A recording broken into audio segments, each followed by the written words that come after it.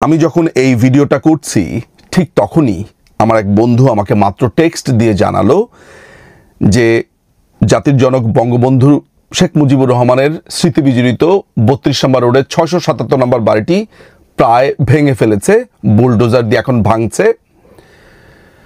কিছুক্ষণ আগে সেনাবাহিনী সেখানে লোক দেখানো এসেছিল, লোক দেখানো এসে আবার লোক দেখানো চলেও গেছে।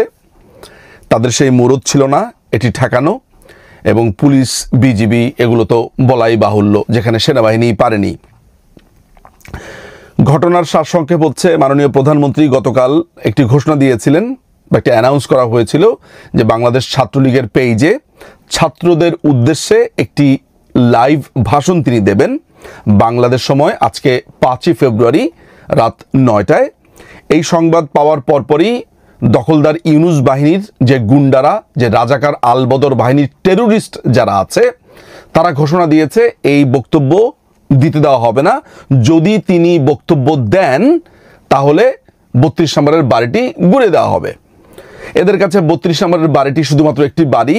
এদের কাছে ৩২ নম্বর রোডের বাড়ি হচ্ছে মাননীয় প্রধানমন্ত্রীকে প্রতিশোধ নেওয়ার একটি টুলস, শুধু একটি বঙ্গবন্ধু স্মৃতি বিজড়িত বাড়ি সেই হিসেবে তারা বিবেচনা করেছে। অথচ এই ৩২ নম্বরের ইতিহাস, মুক্তিযুদ্ধ, এই ৩২ নম্বরের সাথে পুরো বাংলা জাতির মুক্তি কিভাবে জড়িয়ে আছে সেগুলো মনে হয় এখানে বলে আমি মনে হয় সময় নষ্ট করব না। আর বাঙালিকে এসব বলেও লাভ নাই। বাঙালি মুক্তিযুদ্ধ, তার আতুর ঘর, কোনখান থেকে ৬ দফা এসেছে, কোনখান থেকে আপনার ৬ দফার চিন্তাভাবনা করা হয়েছে, মুক্তিযুদ্ধের কথা বলা হয়েছে, স্বাধীনতার ঘোষণা দেওয়া হয়েছে, এসব সমস্ত কিছু আসলে আমার কাছে এখন বলাটাই একটা সিম্পলি আমার কাছে ওয়েস্ট অফ টাইম ছাড়া কিছুই মনে হয় না। এই বাঙালিকে আমি আর এগুলো নিয়ে কথাই বলতে চাই না। যে গভীর বেদনা, যে কষ্ট লালন করছি এবং সেগুলো ছাপিয়ে বলতে এসেছি, সেটা বোধ করি আমি বলতে পারছি কারণ আমার নেত্রীর কাছ থেকেই আমি সেটা আজকে শিখেছি। শুধু আমি না, লক্ষ লক্ষ মানুষ আজকে একটা ঘটনা তার কাছ থেকে শিখেছেন, একটা শিক্ষা পেয়েছেন। সেটি কি? আমার যে বেদনা হচ্ছে, আমার যে কষ্ট হচ্ছে, বোধ করি মাননীয় প্রধানমন্ত্রী শেখ হাসিনার সেই কষ্ট তার থেকে আরও অনেক অনেক অনেক অনেক বেশি। এইরকম একটা মোমেন্টে আমার মনে আছে ইউকে টাইম দুপুর ৩টা, বাংলাদেশ সময় ৯টায় মাননীয় প্রধানমন্ত্রী ভাষণ দেবেন। আমার মেয়েকে আমি স্কুল থেকে আনতে যাচ্ছিলাম, আমার সাথে হেডফোন নিতে ভুলে গেছি, আমি কানে দিয়ে শুনছি। মানে সোজা কথা হচ্ছে যে কি বলবেন তিনি আজকে, কি আজকে কথা বলবেন, কি নির্দেশনা দিবেন সেসবের জন্য। তো আমার কাছে মনে হচ্ছিল যে এই পুরো ঘটনাটা তো তিনি জানেন যে আজকে তার ভাষণ যদি দেন তাহলে কি করবে না করবে। তারা তো ধমক দিচ্ছিল, নানানভাবে তারা সবাই একত্রিত হচ্ছিল, এই রাজাকার আলবদরদের সন্তানরা। কিন্তু তিনি যখন ভাষণ শুরু করলেন, আমি খালি একটা জিনিস বিস্ময় নিয়ে ভাবলাম যে আচ্ছা, আমার বাড়ি ভেঙে ফেলছে, এই স্মৃতি বিজড়িত বাড়ি, যে বাড়িতে কিন্তু বঙ্গবন্ধুর ২ কন্যা থাকেনও না, এটা মানুষের জন্য তারা দিয়ে দিয়েছিলেন যাতে সাধারণ মানুষ এসে দেখতে পারে, বঙ্গবন্ধুকে জানতে পারে। চিন্তা করে দেখুন তো, একদিকে তার বাড়ি ভাঙছে আর ঠিক ওই মুহূর্তেই তিনি কি ইস্পাত কঠিন গলাতে, কি দৃঢ়তার সাথে তিনি সাধারণ মানুষ, সাধারণ ছাত্রদের উদ্দেশ্যে বক্তৃতা দিয়ে গেলেন। এতটুকু কাঁপলো না গলা, এবং কি স্মুথলি, কি চমৎকারভাবে, কি দৃঢ় প্রত্যয়, দৃঢ় কণ্ঠে তিনি বলে গেছেন। এমন শক্তিশালী একজন নেতা, এমন দৃঢ় মনোবলযুক্ত একজন নেতা, একজন নেত্রী যেই দলে আছে, সেই দলের সমর্থকরা গর্ব করতেই পারে। আমি মনে করি যেসব সাধারণ শিক্ষার্থীরা ৫ই অগাস্টের আগে, জুলাই অগাস্টে যারা এই কথিত আন্দোলনে যুক্ত হয়েছিল, তাদের অসংখ্য অসংখ্য ছাত্রছাত্রীরা ঘরে ফিরে গেছে। আমি নিশ্চিত তারা এখন শুধু বিস্ময় নিয়ে দেখছে যে কাদের সাথে আন্দোলনে গিয়েছিলাম। আমরা আন্দোলনে গেছি, আমরা তো আবার পড়ার টেবিলে চলে গেছি। এরা কারা সারাক্ষণ রাস্তার ভেতরেই রয়ে গেছে? আজকে তারা এই স্বাধীনতা ঘোষণা করবে, আজকে তারা একে মারবে, তাকে মারবে, এই বাড়ি ঘুরাবে, সেই বাড়ি ঘুরাবে। নিশ্চয়ই তারা আজকে তাদের ভুল বুঝতে পারছে এবং তারা বুঝতে পেরেছে যে একদল রাজাকারের বাচ্চার সাথে তারা যোগ হয়েছিল। হয়তোবা তারা ইগোর কারণে, লজ্জার কারণে বলতে পারছে না। আবার অনেকেই বলছে ব্যক্তিগতভাবে, আমি তো এরকম শত শত ইমেল পেয়েছি।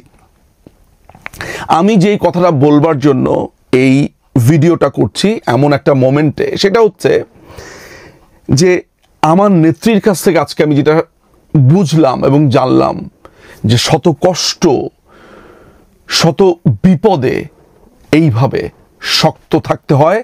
আজকে তিনি যখন ভাষণ দিচ্ছিলেন, একটিবারের জন্য কি আপনারা একটু নিউট্রালি যদি চিন্তা করেন, ভেবে দেখেন তো যে আপনাদের কাছে একবারও মনে হয়েছে কিনা যে বঙ্গবন্ধুর বাড়ি ভাঙছে? তিনি একটা বারের জন্য বলেননি যে, বা কম্প্রোমাইজ করেননি যে আমি ভাষণ দিব না, থাকুক না। এটা তার চরিত্রেই নেই। বাবাও ছিলেন এরকম দৃঢ়, সন্তানও তেমন হয়েছে দৃঢ়।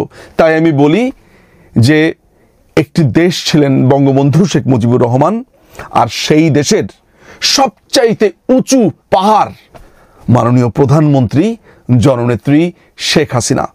আমি গর্ববোধ করি যে আমি এই দলের একজন সামান্য সমর্থক।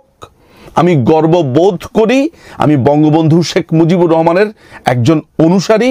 আমি গর্ববোধ করি আমি মুক্তিযুদ্ধের সপক্ষে। এই দল আজ হয়তো বা অ্যাপারেন্টলি মনে হতে পারে বা প্রাইমা ফেসি মনে হতে পারে যে দলটি সংকটে, কিন্তু এমন দৃঢ়চেতা নেত্রী যেই দলের হাল ধরে আছেন, সেই দল কোনো দিন ভেঙে যেতে পারে না। আজকে তারা ভেবেছে যে 32 নম্বর ঘুরিয়ে দিয়ে তারা আমাদেরকে স্তব্ধ করে দিবে। আপনার কি মনে হয়, আপনি কি এটা বুঝতে পারছেন যে সারা বাংলাদেশের মানুষ ঘরে ঘরে স্তব্ধ হয়ে গেছে?